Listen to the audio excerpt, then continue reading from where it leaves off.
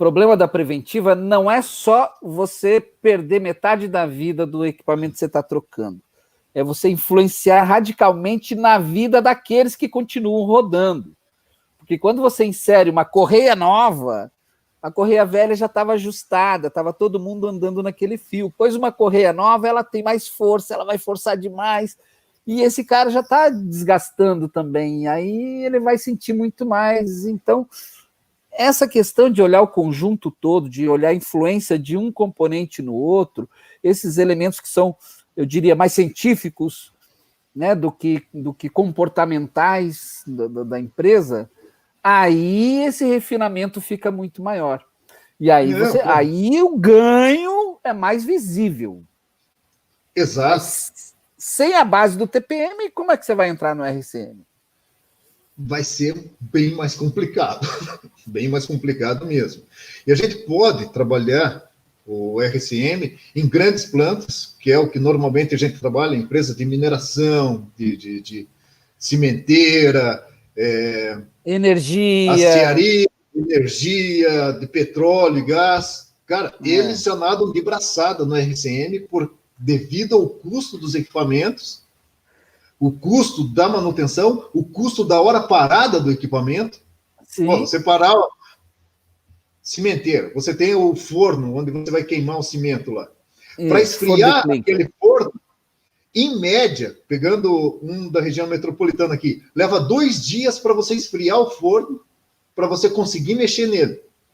E leva mais 2 dias para você aquecer o forno e retomar o processo. Isso, então, e na hora que você para mexer, todo aquele material refratário que já está funcionando, a grande maioria ali você se perde, aí você tem que trocar esses elementos. Você vai ter que trocar, exatamente. Então a manutenção acaba sendo mais pesada ainda. Você ia mexer no rolamento, mas agora você vai ter que mexer em todo o revestimento do forno por causa do desaquecer e aquecer novamente. Por isso você tem que estudar muito bem a tua estratégia de manutenção, porque os custos envolvidos são muito grandes. E você pega cimenteira, só para fechar, ele trabalha 24 horas por dia, 7 dias por semana. Quando que você recupera essa produção não feita porque você teve uma parada de forno? Nunca. Nunca. Você não recupera. Então, não tem hora extra. Não tem hora extra. Vai ter que levar para Marte, que tem uns dias a mais lá, para ver se recupera a produção. Não tem como. Então, você tem que especializar. A manutenção, ela não pode ser tratada empiricamente. Não pode ser pelo sentimento, pela bilis, pelo fígado, reativa ao que está acontecendo. Não, ela tem que ser científica. Para ser científica, você tem que ter seus controles, você tem que ter seus indicadores, você tem que ter a capacitação técnica das pessoas. Voltando à questão de preventiva, e isso a gente observa em várias empresas, eu fiz uma grande parada de preventiva. Fiquei 2 dias, final de semana, às vezes 3 dias parado na máquina. Daí você põe ela para rodar, ela vai ficar mais uns 4 dias parando para você consertar coisas que não foram vistas na preventivas ou que foram estragadas, uma predativa que você fez, estragadas durante a tua preventiva. Isso é um absurdo. Isso estou falando de montadoras, de autopeças, onde você tem uma produção já bem apertada, nos auges de produção, então você não pode ficar com a máquina parada e não parar por falhas que poderiam ser evitadas, que é o pior. Que tem coisas que, tudo bem, aconteceu algo sinistro aqui que a gente não conseguiu perceber.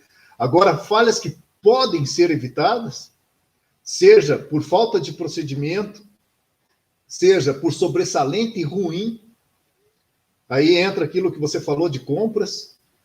Eu preciso de um rolamento tal, com tal capacidade de tal fabricante ou desses fornecedores. De compram um rolamento mais simplão, mais tranquilo, mais barato, só que não tem a mesma capacidade de trabalho do que o outro teria.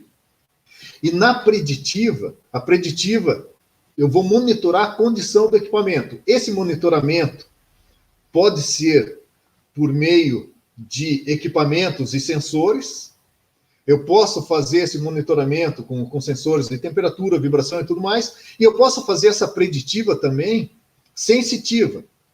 Ou seja, se o operador tiver a capacidade, que é uma das coisas no pilar de manutenção autônoma que a gente trabalha, são 7 passos, é capacitar o operador a identificar o que é anomalia e o que é funcionamento normal de máquina. Porque se ele entender isso, ele já é um sensor que está do lado da máquina que vai fazer essa inspeção para a gente também. Então, tem estratégias para implementar a preditiva, tem estratégias para a preventiva e tem equipamentos realmente que a gente vai rodar até a morte, na corretiva. Mas não uma corretiva que vai nos pegar de surpresa, mas sim uma corretiva que você sabe que aquele equipamento, o custo de eu parar ele antes para fazer uma preventiva é maior do que deixar ele rodar e eu já tiver um conjunto pronto para fazer a substituição, caso necessário.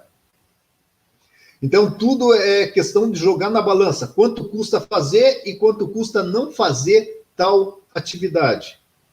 Para isso, eu preciso ter meus indicadores, tenho que ter meus controles.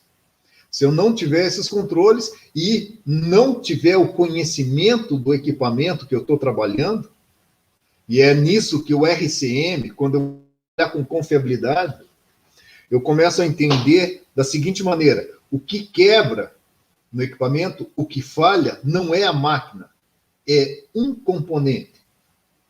É um sensor, é um rolamento, é uma correia, é um parafuso, é um componente da máquina que leva à falha da mesma. Se eu fizer um FEMEA, um FEMECA, uma análise de modos e efeitos de falha e sua criticidade, se for o FEMECA, e conseguir identificar todos os modos de falha daquele equipamento mais crítico, eu consigo criar ações de bloqueio no meu programa de manutenção para evitar que aquela falha venha a acontecer. Então, eu começo num outro patamar de tratativa. E quando eu faço esse estudo por modos de falha, o que eu estou fazendo também, o que eu estou conseguindo fazer é um aprendizado, um crescimento do conhecimento da minha equipe de manutenção e de operação em relação à funcionalidade do equipamento. Para que cada conjunto serve, qual é a função que ele desempenha, de que maneira ele pode falhar, não cumprindo essa função, e quais as causas que levam a ele falhar. É sujidade? É contaminação? É corrosão? É desgaste acelerado? É desgaste normal? É ruptura? É sobretensão? É sobrecorrente? Eu vou estudar esses modos de falha e vou trabalhar na causa raiz, evitando que essas falhas venham a acontecer.